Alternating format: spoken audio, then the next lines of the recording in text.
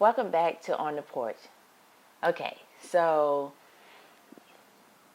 we're doing this on the inside. It's a little loud. There's a lot of construction going on outside. So today we're going to do a health update, and we have another part to it. I'll leave it as a surprise because, we'll discuss that later. So the update today is, Steve, what's been going on with your health, your weight? Well, I was about to say, because my health is fine. My health is fine. I just want to drop a few pounds. I got some rickety knees, and carrying a lot of weight. Carrying 250 pounds just isn't healthy, even if I do lift weights a lot. So I tried to make a change. I tried to do a diet I did before where I ate like 6 times a day. It's just hard to maintain that here because we don't grocery shop a lot, and it's just hard. Our refrigerator isn't that big. We don't have like a freezer where I can think that's store. The case. Hold on. I'm sorry. Hold on. Just let me explain. We don't have somewhere I can store a lot of food or whatever to do a lot of meal preps. It's kind of in a way in the lifestyle that we live right now. So I came up with something a little different. I just cut back kind of drastically on my carbs recently. Yes. Not a lot of rice and stuff. No. No some bread. Oatmeal. When I mean like oatmeal, just like some like dry, not oatmeal, but granola, and with yogurt as kind of like any of my desserts. So cut back on some sugar and cut back on the carbs. Something And immediately, I told him a long time ago. We're not talking about old stuff. Something I told him a long time ago. Look, anyway, so He don't want to give me credit. Within a week, like I'd already dropped like 2 pounds. And here's the thing, I know like being involved in working out and health for many years, I know that it's not really healthy to lose more than a couple pounds in a week. So I'm trying to maintain that. People, if they go on a drastic diet and they're losing like 10 pounds in a week, unless you were sick or something, that's really not healthy. So I'm trying to do it the healthy way and just drop a few pounds. I want to get back down to like 230, 235 maybe, because that's when I really felt, I didn't feel so heavy. I feel good because, I work out a lot. Boxing, I do a lot more cardio than I used to. And I just couldn't get the weight off. So, yeah, just try not to be so heavy. Better for my knees. And let's just talk about the elephant in the room because it's sitting over there looking at me. I had told him, maybe you want to cut back on your sugar, cut back on your carbs, and I didn't feel like 6 meals a day would have been good for him. Doesn't matter whether or not he was going to boxing and going to the gym. It has to do with your age. And when you're older, things are harder to get off, especially you're talking about 6 meals a day. And they're not big meals, but it depends on what it is. And eating carrot, potatoes, sandwiches, sugar makes it hard for those pounds to fall off. So I'm very proud of him. Now that he's eating more salads, more vegetables, and he didn't just lose 2.5 pounds. It may have been more, but it's just kind of hard because I'm using 2 different scales. So I know there's some fluctuations and things. There's no fluctuation. I just know it was at least 2. I know it was 5 pounds. And I explained to him to weigh himself in the morning, and it gives you a more accurate weight because you don't slept, everything has digested. You're not weighing yourself 5 o'clock in the afternoon or in the evening because you don't have breakfast, you don't have lunch, so you're going to weigh more. Yeah, but I haven't moved yet. You know what I'm saying? So weigh myself early in the morning. What do you think? Oh my goodness. Anyway, it's better for him to weigh himself in the morning, and he has lost a total of 5 pounds. So you say. I just know. So I know too. what the scale says. Moving on, I am happy he's changed his diet and he's not doing these 6 meals a day. It doesn't have anything to do with the refrigerator, how much food is in there, meal prep, all of that, blah, blah, blah. So he should have listened to me months ago.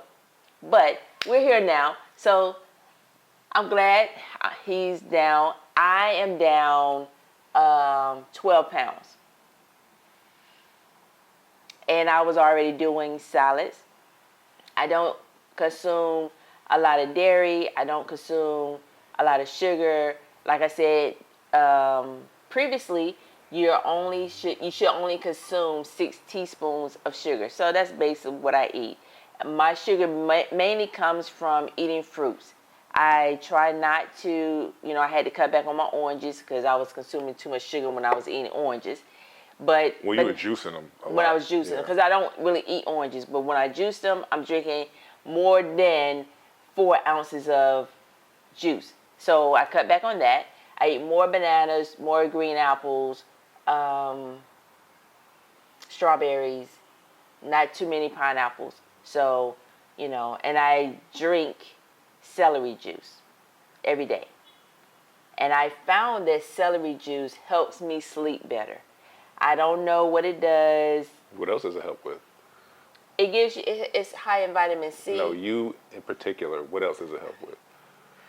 You want to be funny, right? Okay, it has helped reduce my hot flashes. Oh, okay. It has helped reduce my hot flashes. Drastically. Because those jokers were woo. Numerous.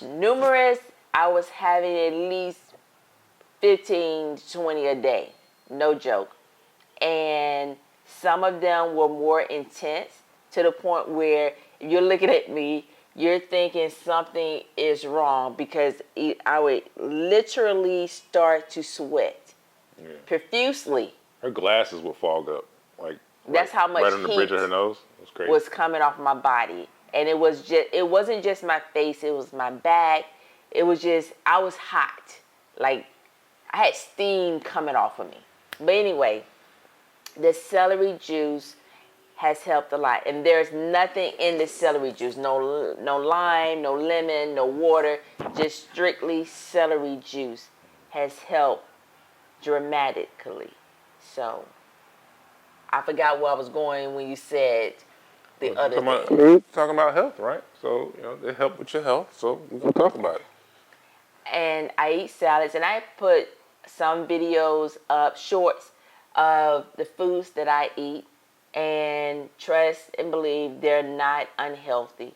I don't consume them on a regular basis. If you see some tortilla chips, you see, I don't know, maybe some potatoes, but I'm not consuming white potatoes. I'm consuming sweet potatoes. Yeah. So our health is on the mend, and we're getting better. Don't say on the mend. There was nothing wrong with my health.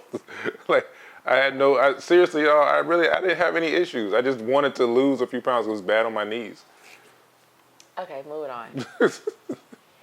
So that's just the update on our health. We're doing great, and we're still pushing forward with working out, eating right, staying fit, staying healthy. And this leads into his conspiracy. Which one? I don't know. Whatever. Which one? We can go into food. One thing that I found in the States, chicken. Let's talk about these superhuman, genetically modified. These super big, I don't know, Superman chicken, Superwoman chickens that went from what we knew as a small, medium-sized bird to now these gigantic... Basically turkeys. So there can be some things to be said about the drugs they use to make chickens grow faster, get bigger, lay more eggs, whatever. Those things do eventually, they don't just go away. You know what I'm saying? So if you're eating the thing that's eating this stuff, then you're also eating that stuff. If that makes sense. Yeah, it's been transferred to you as a human. Right. So we recently watched a couple of short documentaries. There's this channel on YouTube called Evil Food Supply. And they do some pretty good videos. And one was about chickens in the United States versus chickens in other countries, and why U.S. chickens are illegal in certain countries. And it had to do with reason. it had to do with the drugs they use to make the chickens bigger and the Antibiotics. modifications, the antibiotics, and the long-lasting effects that these things have on people, and how that it makes drug-resistant bugs and everything, germs, and the industry has basically. So let me back up. When it comes to conspiracy, this isn't really a conspiracy theory. It's just more of being knowledgeable. Knowing how they're getting over on you. The lobbyists and special interests have ways to basically influence and dictate what it is that you hear and see. So you have to do your own research sometimes. Where just we were doing a little research. She was doing a little research, and it was about the dog food, I think. No, first it was about the chickens and how the reason why the price of eggs went so high. Right. They were saying because of the bird flu. Right. And some farmers, well, I would say backyard farmers, people who had small amount of chickens that they were eating, laying eggs for their own supply. That they stopped producing. Their chickens stopped producing eggs, and they were saying it had to do with the feed, the chicken feed. And they were saying that they felt like the manufacturers did something to the feed to stop the chickens from producing eggs. That is a conspiracy. We don't know for sure. And as Steve says, it sounds logical. And she knows I'm not the conspiracy theorist, but that sounds logical. It sounds kind of like what Monsanto did with their Roundup, and they created their own genetically modified seeds that they sold to farmers, and they were basically contracted to buy those seeds because Roundup would kill everything except for their plants. So they basically didn't have a choice but to buy the genetically modified seeds. Then it would be under the contract. They couldn't buy seeds from anywhere else anyway, and they couldn't have their own and on their farm. It's you know thing. What happened with Roundup? It was Roundup causes cancer. These companies know what they're doing, and I feel like it's logical that if egg producers wanted to basically either raise the price or just push out people growing their own eggs, then they would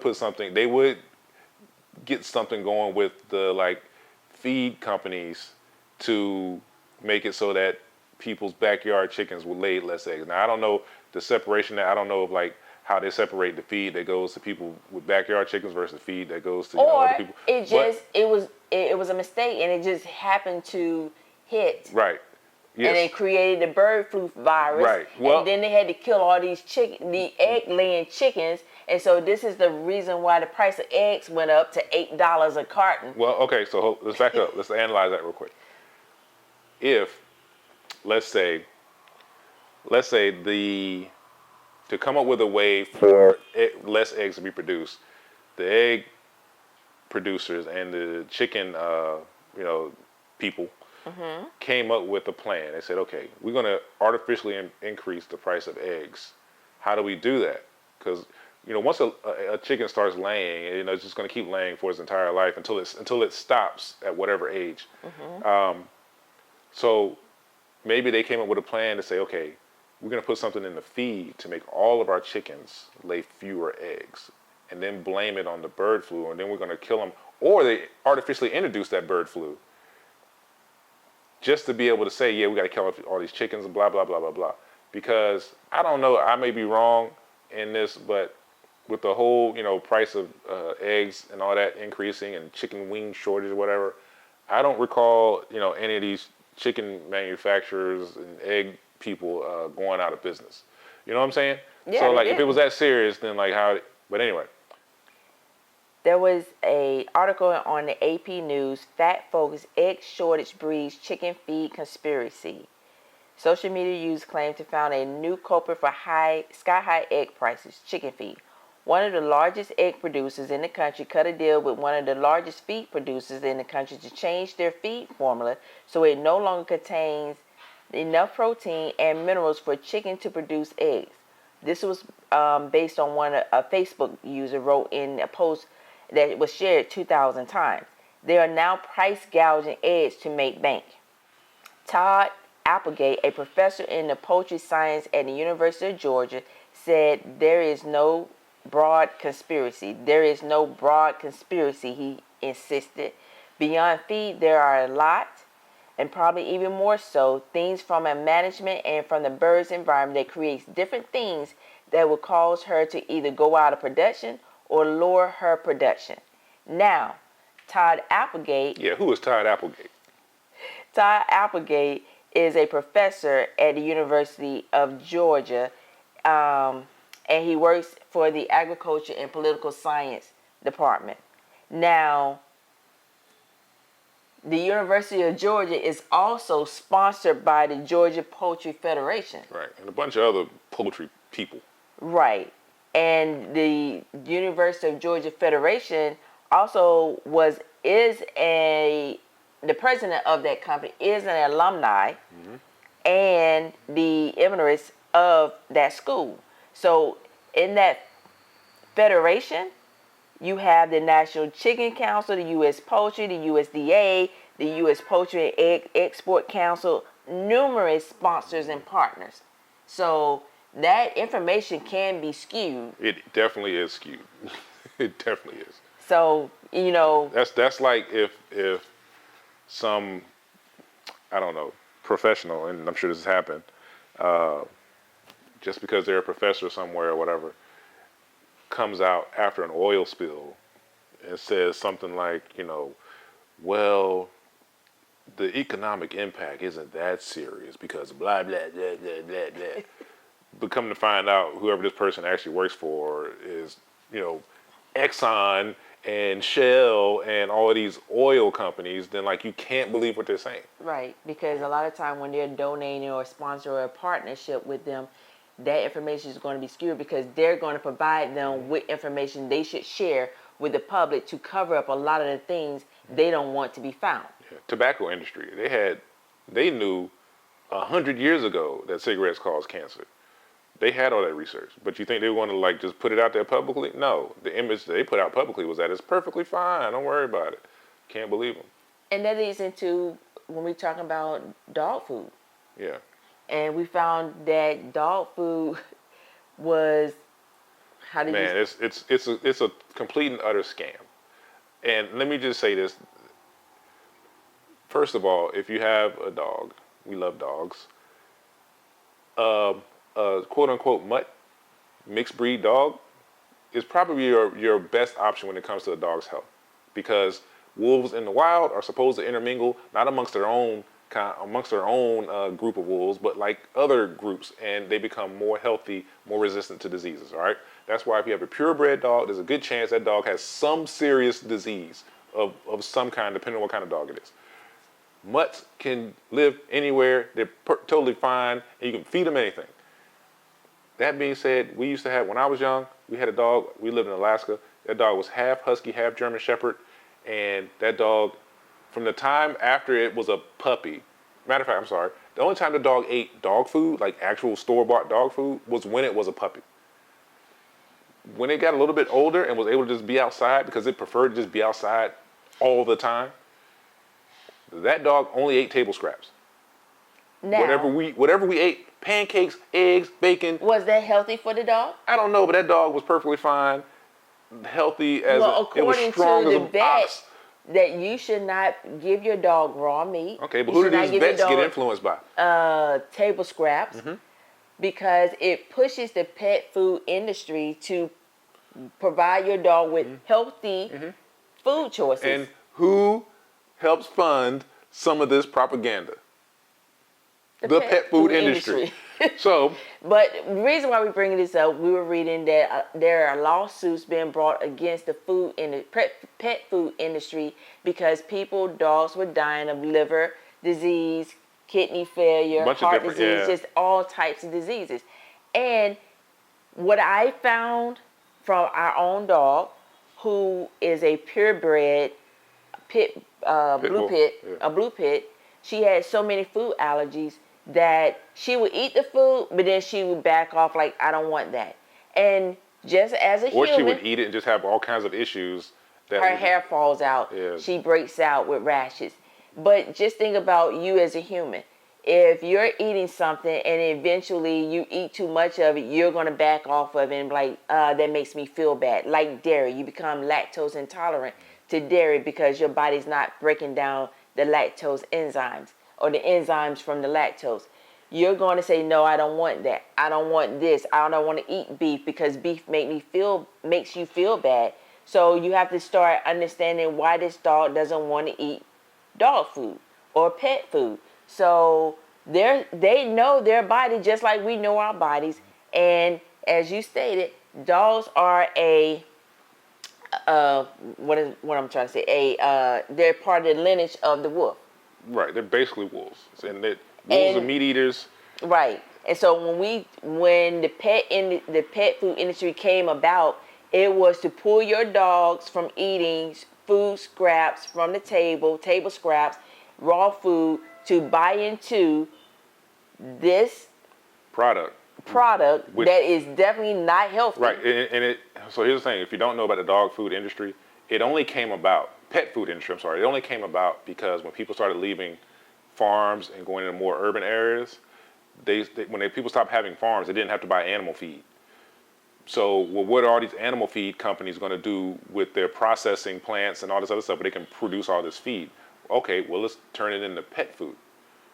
So they started, those animal feed companies started producing pet food, and they started making it so it seemed like, oh, it's just convenient to just give your dog such and such, and it's healthy and it's got this, when it's really just a lot. We don't have time to go all the way into it, but yeah, I might leave a link for that video. I don't know, but yeah, dog food is a scam. I'm just saying you can feed your dog whatever you want. Yeah, feed your dog whatever you want. I'm not telling you to change it. But it just goes to show you that these companies, are more concerned about making a buck, more so than the health of human beings, pets, anybody that's a consumer of their product. They don't care as long as you buy it. They'll hide the truth, and that's one of the things we were talking about. I was like, they wanted to keep a secret. He was like, well, they didn't keep a secret. They just made it harder for you to find. And I'm like, if it's hard for you to find, you're trying to hide a secret. You're just you're burying it so deep that you cannot find the information. I feel like it's a secret. But I mean, maybe an open secret. I don't know.